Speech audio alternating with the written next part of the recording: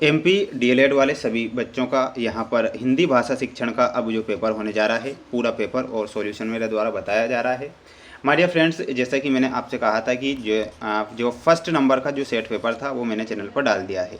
First number 2, 3 number वाले और 4 number वाले क्वेश्चन डाले हैं। अब ये सेकंड सेट पेपर है जिसमें भी मैं आपको 2, 3 और 4 नंबर वाले क्वेश्चन बताऊंगा, ठीक है। और अब आप सोच रहे हैं कि ऑब्जेक्टिव टाइप क्वेश्चन का क्या करें, तो my dear friends, objective type question के सारे वीडियो मैंने 4 सेट पेपर चैनल पर डाल दिए हैं, तो बिल्कुल आप उन्हें भी चैनल पर जाकर पढ़ सकते हैं, याद कर सकते हैं।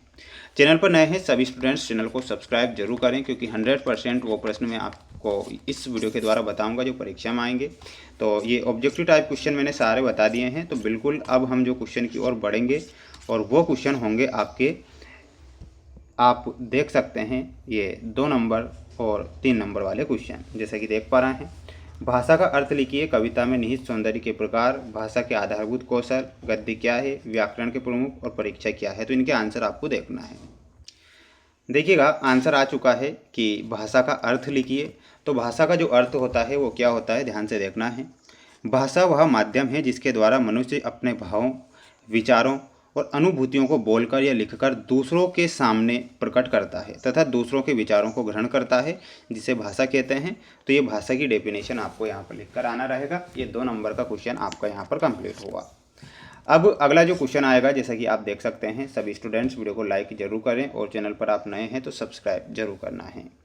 कविता में निहित सौंदर्य के प्रकार लिखिए। तो कविता में निहित जो सौंदर्य के प्रकार होंगे, कविता के सौंदर्य को मुख्य रूप से 2 भागों में बांटा गया है। एक होता है भाव सौंदर्य, तो दूसरा होता है शिल्प या कला सौंदर्य।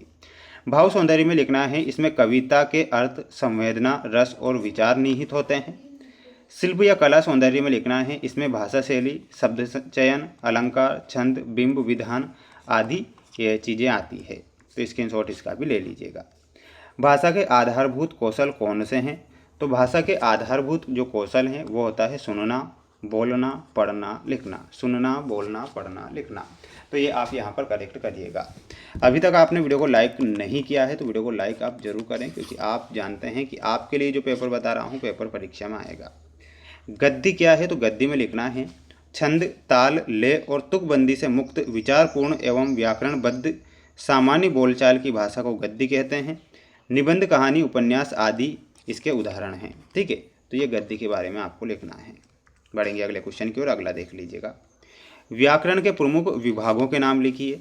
तो व्याकरण के जो प्रमुख विभाग हैं, वर्ण विचार, शब्द विचार, पद विचार, वाक्य विचार। तो ये क्या होते हैं? व्याकरण के प्रमुख विभाग होते हैं वर्ण विचार, शब्द विचार, पद विचार और वाक्य विचार।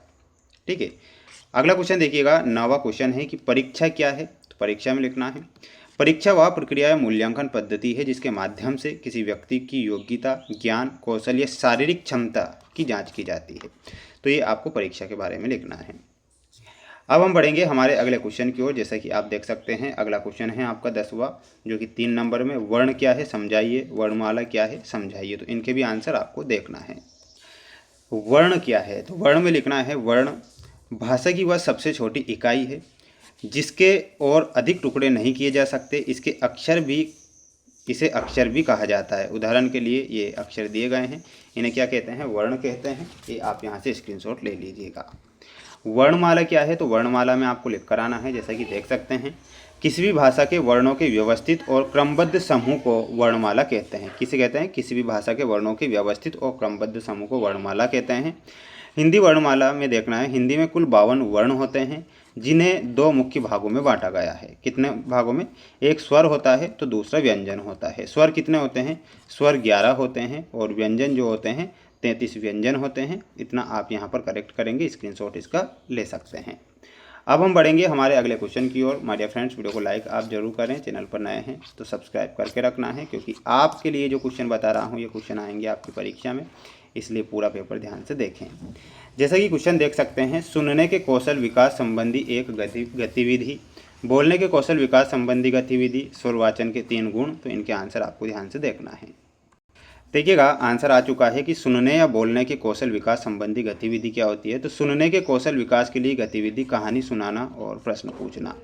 प्रक्रिया में आपको लिखना है, शिक्षक छात्रों को एक छोटी और रोचक कहानी सुनाते हैं। कहानी के दौरान या अंत में शिक्षक कहानी के पात्रों या घटनाओं से संबंधित प्रश्न पूछते हैं। उद्देश्य में लिखना है, इससे छात्रों की ध्यानपूर्वक सुनने की क्षमता और एकाग्रता का विकास होता है। तो इतना आप यहाँ पर करेक्ट करेंगे, स्क्रीनशॉट इसका ले लीजिएगा।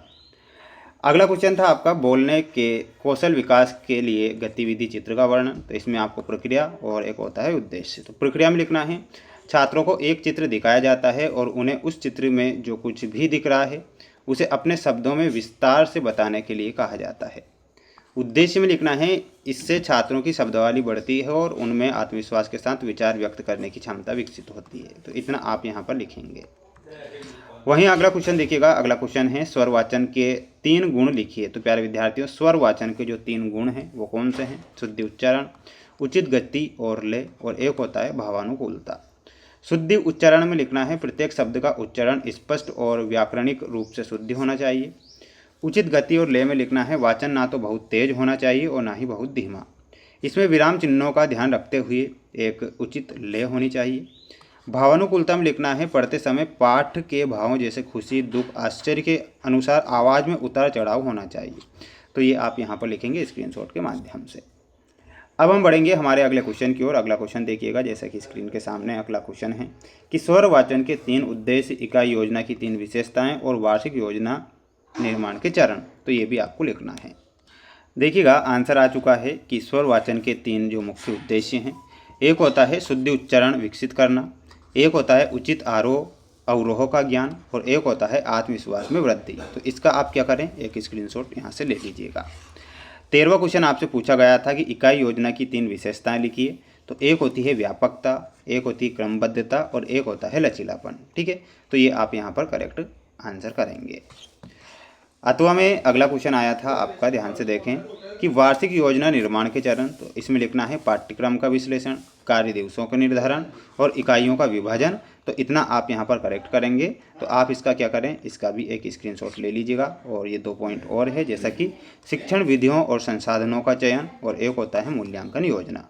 तो ये क्वेश्चन थे जो कि लॉन्ग क्वेश्चन थे, जो कि मैंने आपको यहाँ पर बता दिए हैं।